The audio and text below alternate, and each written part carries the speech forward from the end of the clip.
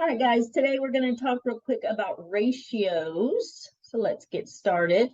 These are the standards we're covering, and these are our learning targets. All right, so what is a ratio? A ratio compares two amounts or values. So you can write ratios in three different ways. Let me get my pen going here. All right, so a ratio compares two amounts or values. They can be written in three different ways as a fraction. So right here, even though this looks like a fraction, if we're talking about a ratio specifically, we would say this ratio is 2 to 1. You can write your ratio with a colon. You would also, a colon, what? A colon. You would pronounce this 2 to 1. And you can also write ratios with words 2 to 1. All right. So what is an example of a ratio? The ratio of triangles to squares. So here we have some triangles and squares. The ratio of triangles to squares is 2 triangles to every 4 squares. So we would say the ratio of triangles comes first, so 2 must come first, to 4 squares, 2 to 4. And just like a fraction, if we have a fraction like this and I tell you, let's simplify that, that means we're going to divide both numbers by our greatest common factor of 2. So just like a fraction, we can simplify ratios. 2 to 4 is the same ratio as 1 to 2. Write the total ratio of squares. Oh, that's it. Right. Ratio of squares. Okay, this is incomplete. So anyway, if we had any kind of ratio like 6 to 2, we could simplify 6 to 2 down to 3 to 1. Okay. All right, so let's look at this example. A classroom has 15 girls and 8 boys. What is the ratio of boys to total students? Well, since boys comes first, we have to write our 10 first. To total students, well, if there's 15 girls and 10 boys, that means there's 25 students, right?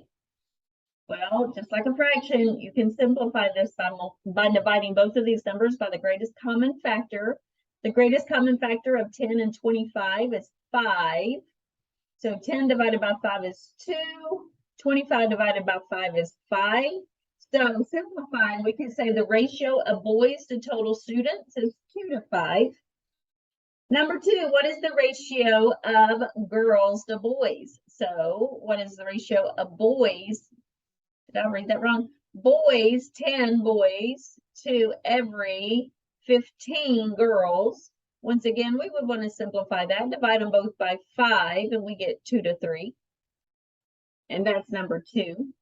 Number 3, what is the ratio of girls first to boys? Girls first, 15, boys second, to 10. So once again, we would divide both of those by 5, and we would get 3 to 2. And what is the ratio of total students to girls? Total students first, there's 25 total students. 25 total students out of, or excuse me, to girls, there's only 15 girls. So 25 to 15 would look like that. We would divide both of those numbers by 5, and we would get 5 to 3.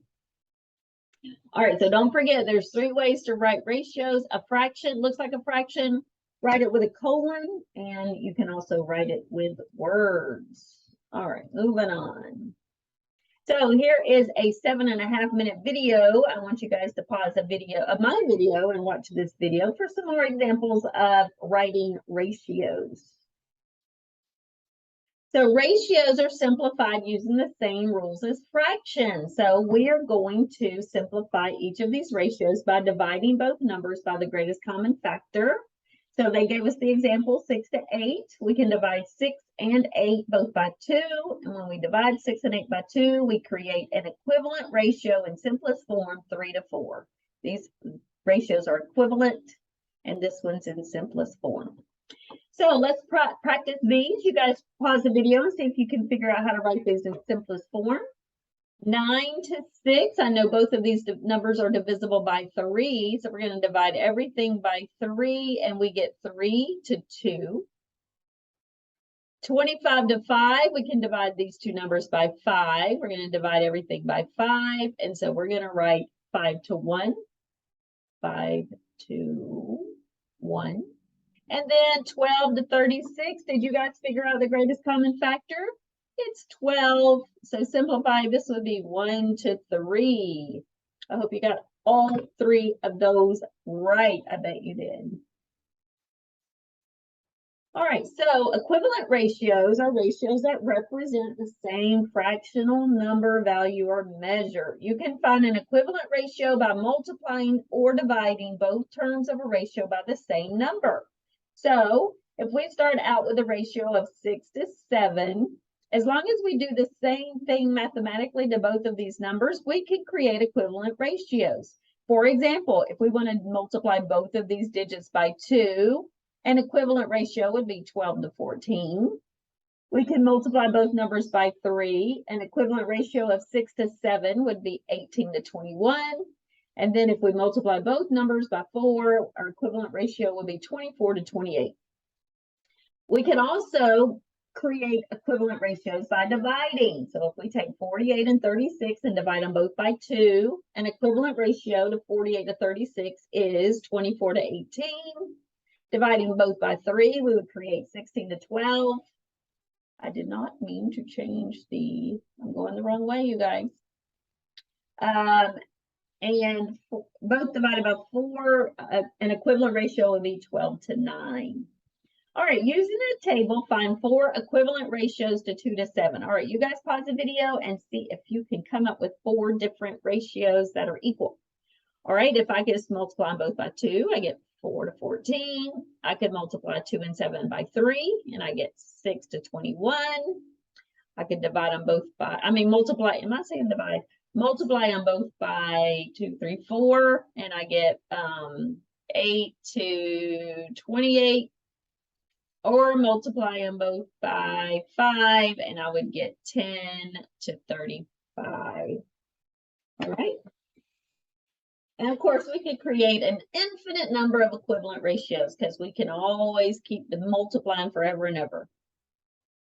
All right, so set up a table to represent the ratio. Be sure to label what the situation is referring to. If the ratio does not have a total given and the total is in the problem, add a third section to your table. Continue writing the multiples of each part of the table until the solution is found. All right, here we go. If the ratio of boys to girls in a class is 2 to 3, so here's our original ratio, 2 boys for every 3 girls. If there are 18 boys, if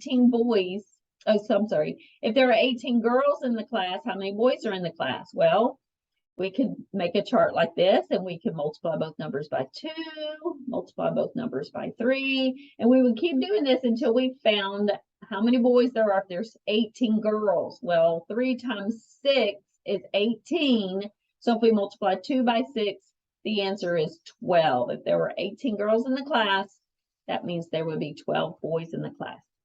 All right, so you guys try. The ratio of apples to pears is 4 to 1. Apples, 4. So the first word goes with the first number. For every 4 apples, there's 1 pear. What if there were 16 apples? Well, let's see how many pears there would be. What if I multiply them both by 2? I get 8 to 2. What if I multiply both of these numbers by 3? I get 12 to 3. By 4, I get 16 to 4, and that's what we were looking for. If there's 16 apples, how many pears would there be? There would be 4 pears. You got it, dude.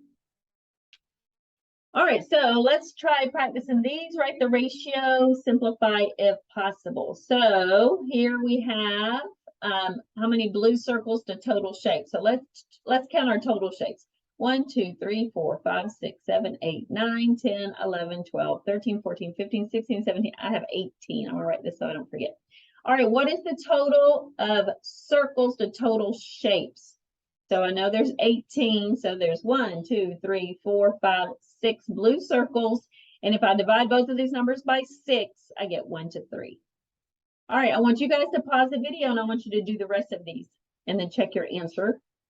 All right, what about the second one? How many triangles to total shapes? There's 1, 2, 3, 4 to 18. 4 to 18. I can divide both of these numbers by 2, and I get 2 to 9. 2 to 9. What about green rectangles to blue circles? Green rectangles, 1, 2, 3, 4, 5 to 6. I can't simplify 5 to 6. It's simplified. Total shapes to hearts. Total shapes to 1, 2, 3. I can divide both these numbers by 3 and I get 6 to 1. All right, what about green rectangles? 1, 2, 3, 4, 5 to 1, 2, 3 hearts. That's simplified. Circles, once again, is 6 to 3. Divide them both by 3, I get 2 to 1. And total shapes to yellow triangles. So 18 total shapes to 1, 2, 3, 4. If I divide them both by 2, I get 9 to 2.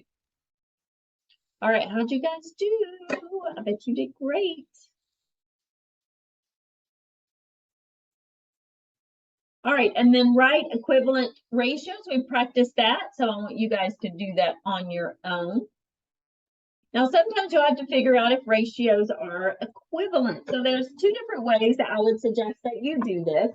One of the ways is if you simplify these 2 fractions or excuse me, ratios down to simplest form, if they're equal, then yes, they are definitely equivalent. For example, 4 and 6, we can divide both of those numbers by 2, and we would get 2 to 3. All right, what can we divide 12 and 18 by? The greatest common factor would be 6. So if I divide them both by 6, 12 divided by 6 is 2, and 18 divided by 6 is 3. So I can see right here that these 2 simplify to 2 to 3. So I would say, yes, these are equivalent. All right, let's do that with this one right here.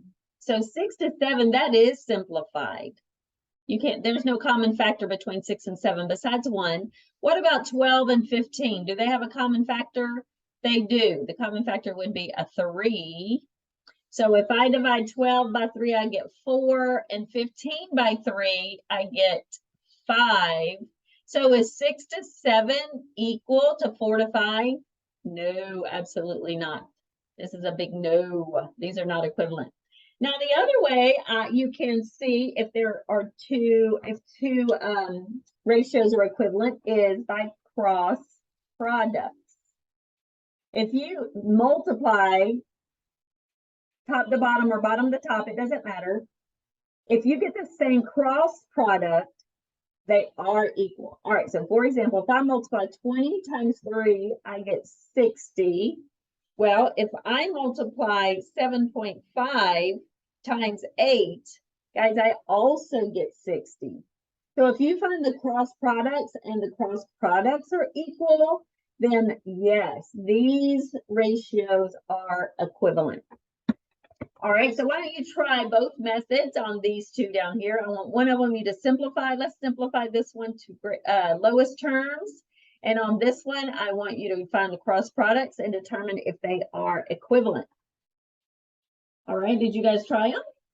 So I'm going to divide 36 and 45 both by 9. So 36 divided by 9 is 4. 45 divided by 9 is 5. For 28 and 35, I can divide both of these by 7. So 28 divided by 7 is 4.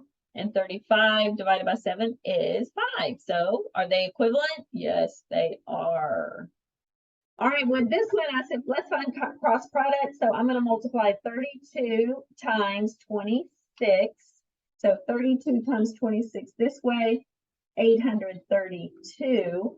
And then if I multiply 72 times 12, I get 864. So these numbers are close, but they don't match. So this is a big fat no. They are not equivalent. All right, I'm going to stop right there, you guys. So you should be able to do Friday's assignment now after this review. So let me know if you guys have any questions. If you have any, if you need any help on anything, let me know, and I will check on you guys later.